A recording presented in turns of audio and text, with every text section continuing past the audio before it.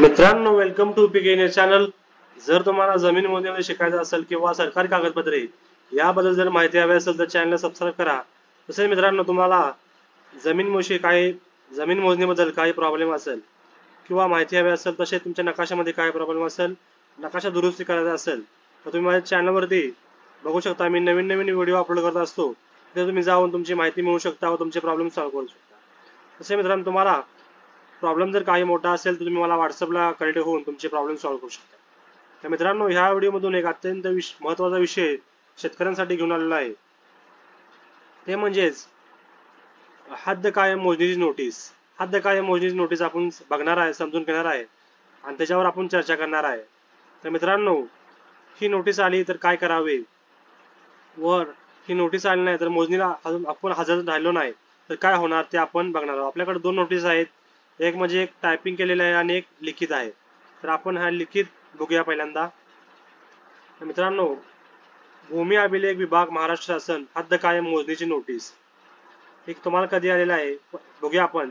25/7/2025 ला ही नोटीस आलेली आहे. मित्रांनो, हे जावक क्रमांक आहे 256/25. दिनांक इथं आहे 22/4/2025 मध्ये ही नोटीस यांना आलेली आहे. ही माझ्या क्लायंटची नोटीस आहे, तुम्ही बघू शकता.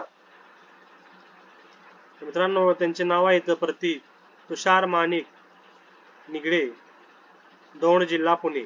तर इथं नाव व पत्ता येत असतो, म्हणजे ज्यांनी मोजणीला फी भरलेली आहे त्यांची नोटीस आहे त्यांच्या नावी व त्यांना ही नोटीस गेलेली आहे. प्लस खाली जे 4 नावे आहेत, जे लगतधारक आहेत, लगत खातेदार, त्यांना पण ही नोटीस जाते 1 2 3 4. तर आपण समजून घेऊया. आपल्या विनंती अर्जास अनुसरून इकडून खाली नमूद तारखेस मोजणी कामे केल्या जाणार आहे. म्हणजे खाली तारखेस हे मोजणीसाठी येणार आहेत मित्रांनो. तर बघूया मित्रांनो, तर नोटीस कधी भेटलेली आहे 22/4/2025, 22 एप्रिल महिना 2025 मध्ये. तर मोजणीचे प्रकार काय आहे, कालावधी अतितातडी. मोजणीचे प्रकार आहे ते उद्देश काय, हद्द कायम मोजणी. मोर क्रमांक 14,740, तालुका दौंड, गाव इथं गट नंबर आहे. मोजणी दिनांक कधी मोजणी करणार आहेत 30 तारखेला, म्हणजे 8 दिवस अगोदर तुम्हाला नोटीस आलेला आहे 30/4/2025. हो, इथं मोजणी कर्मचाऱ्याचे नाव आहे. खाली आपण बघूया नोटीस मध्ये काय आहे विषय नेमका. सदर दिवशी म्हणजेच 30/4/2025 दिनांक तुम्ही सकाळी 9:30 वाजेपासून गावचे सावडीत व त्यानंतर भूकर मापक सोबत मोजणी करावयाच्या मिळकतीत जाऊन दिवसभर हजर राहून मोजणी कामी लागणार मदत म्हणजे निशाणदार म्हणजे निशाणी, पुट्ट्या, 4 मजूर, चुना, उंच काट्या, छत्री वगैरे देऊन मदत पुरवावी. मोजणी अंती अभिलेखा सारे आपल्या हिश्श्याच्या हद्दीच्या खुणा समजून द्याव्यात. म्हणजे हद्दीच्या खुणा त्यांना दाखवावा, आपला जुना दगड कुठं आहे, आपल्या हद्द काय आहे, त्यांना वहिवाट आपण दाखवायचे आहे. यात आपल्याकडून हयगय झाल्यास अगर आपण गैरहजर राहिल्यास आपण मोजणीची गरज नाही असे समजून आपली मोजणी अर्ज विनाकार्य निकाली काढण्यात येईल आणि फी पुन्हा भरल्याशिवाय मोजणी काम हाती घेतले जाणार नाही याची कृपया नोंद घ्यावी असे कळावे. खूप अधीक्षक भूमी अभिलेख यांच्याकडून नोटीस आलेला आहे. तर मित्रांनो, याचे नेमकं काय आहे, हे जे मेन आहे, जे कोणी मोजणी भरलेली आहे मोजणी फी, त्याच्यासाठी ही नोटीस आहे मेन. आणि खाली आहे ते लगतधारकांसाठी आहे, ही खाली आहे. त्यात काय लिहिलेलं आहे की या नेमक्या तारखेला मोजणी करायला येणार आहेत.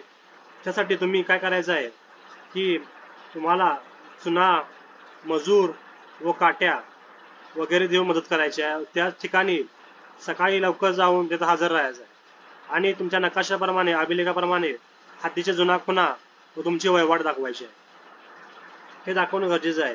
जर तुम्ही हजर नसाल तर विनाकार्य काय तुमचे निकाल काढण्यात येईल, म्हणजे मोजणी झाली असं दाखवण्यात येईल व तुम्हाला परत अर्धी फी भरून परत तुम्ही मोजणी मागवले जाणार आहे. म्हणजे त्या दिवशी ती मोजणीवाले येतील आणि निकाल लावून लगतदारांच्या सह्या घेतील, मोजणी झाली असे गृहीत धरतील व काय करतील, तुम्हाला पुढच्या वेळी अर्धी फी भरून परत त्या मोजणी मागवावी लागेल. मग ते परत येतील, तुम्हाला फक्त काय करावं लागेल, अर्धी फी परत भरावी लागेल मित्रांनो. हे होतं याच्या संदर्भात जिने मोजणी फी भरली त्यांच्यासाठी नोटीस होती. आणि खाली बघूया लगतदार, लगतधारकांचे नाव आपण त्यात भरायचे आहे. तुम्ही जेव्हा मोजणीचा फॉर्म भरलेला आहे तेव्हा हे 4 नाव त्यात असणार आहे. पहिला काय आहे निवृत्ती, दुसरा काय आहे दुसरे नाव, तिसरे नाव, चौथे नाव. हे 4 लगतदारांचे उजवीकडील, डावीकडील, पुढील व मागील हे 4 खातेदारांचे नाव ह्या गट नंबर प्रमाणे टाकायचे आहे. लगतदारांसाठी ही खालची नोटीस आहे. वरील हद्द कायम मोजणी करावयाच्या गटाचे आपण लगत खातेदार धारक असल्याचे हद्द कायम मोजणी तारखे दिवशी आपण गटाचे सातबारे उतारे नकाशे घेऊन मोजणीचे काम संपेपर्यंत जागेवर उपस्थित राहावे व आपल्याकडील हद्दीच्या खुणा समजून द्याव्यात.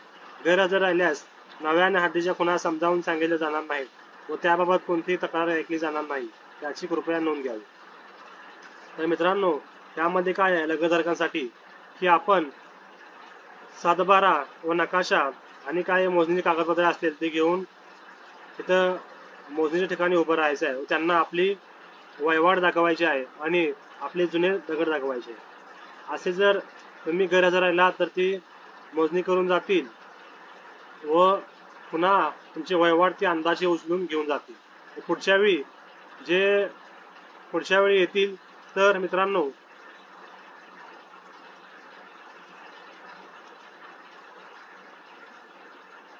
पुढच्या वेळी जेव्हा ते येतील तर ते काय करतील, तुम्हाला न सांगता डायरेक्ट हद्दीच्या खुणा दाखवतील. म्हणजे त्यांनी बाउंड्री फिक्स करून जातील.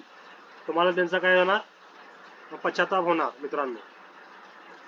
तुम्हाला बिना सांगता ते वहिवाट उचलणार, बाउंड्री फिक्स करणार, जिनी मोजणी मागवलेली आहे ज्या गट नंबरची, तुम्हाला ते खूप त्रास होणार. त्यासाठी तुम्हाला काय करायचं आहे, तुमचे काही डॉक्युमेंट असतील ते घेऊन तुम्ही हजर राहून तुमचे डॉक्युमेंट दाखवून, नकाशा दाखवून, सातबारा दाखवून, तुमची वहिवाट दाखवून, हद्दीच्या जुना खुणा दाखवून ते तुम्हाला सहकार्य करायचं आहे. तर मित्रांनो तुम्हाला काय करायचं, गैरहजर राहायचं नाही. तुमचंच नुकसान आहे. ते तुम्हाला काय समजा मान्य नसेल तर त्या नोटीसवर मोजणी झाल्यानंतर तुम्ही मान्य नाही म्हणून तुम्ही सह्या करायच्या आहे. तुमच्या मग थोडं आत बाहेर मान्य होईल. जास्त जर तुमच्यामध्ये आत त्यांची बाउंड्री येत असेल लगतच्या खातेदाराची किंवा गट नंबरची, तुम्ही काय करायचं आहे, परत तुम्ही निमताना मोजणी मागवायची आहे. अर्ज भरून, पैसे भरून तुम्ही नवीन मोजणी मागवायची आहे. हे होतं भूमी अभिलेख नोटीस बद्दल. ही पण नोटीस सेमच आहे. त्यामध्ये मित्रांनो ती लिखित होती, ती छापील आहे मित्रांनो, प्रिंटिंग आहे. तर मित्रांनो अशी ही खातेदाराला जिने गट नंबरची फी भरली त्यांना ही नोटीस येईल व लगतदारांना चौघांना ही नोटीस येईल.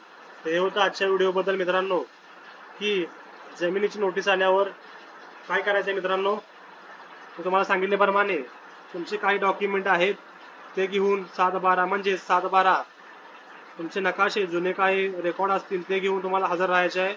व तुम्हाला तुमच्या हद्दीच्या खुणा, वहिवाट आणि मित्रांनो जुना दगड दाखवायचा आहे. आणि सांगितल्याप्रमाणे तुम्हाला काय करायचं आहे, तुमची वहिवाट दाखवायची आहे. ती वहिवाट मोजल्यानंतर मित्रांनो ते पुन्हा एक 8 ते 15 दिवसांनी येतील व तुम्हाला बाउंड्री दाखवतील. तर तुम्हाला मान्य जर नसेल तर तुम्ही मान्य नाही असे करून अर्जावर सह्या करायच्या मित्रांनो. आणि परत त्यांना ते खुणा आहेत ते त्यांना करू द्यायचं नाही आहे, सगळं त्यांना राहू द्यायचं नाही आहे. आणि परत तुम्ही निमताना मोजणीला अर्ज भरून तुमची मोजणी मागवायची आहे. आणि सहमती होत नसेल तर पर्याय काय आहे, तहसीलदारकडे जाऊन ते वाद मिटवायचा आहे. ते पण मान्य नसेल तर तुम्ही पुढे कोर्ट कमिशन मोजणी मागवायची आहे. तर हे होतं आजच्या व्हिडिओबद्दल. तर व्हिडिओ आवडला असेल तर नक्की लाईक करा, शेअर करा, सबस्क्राईब करा. थँक्यू सो मच मित्रांनो.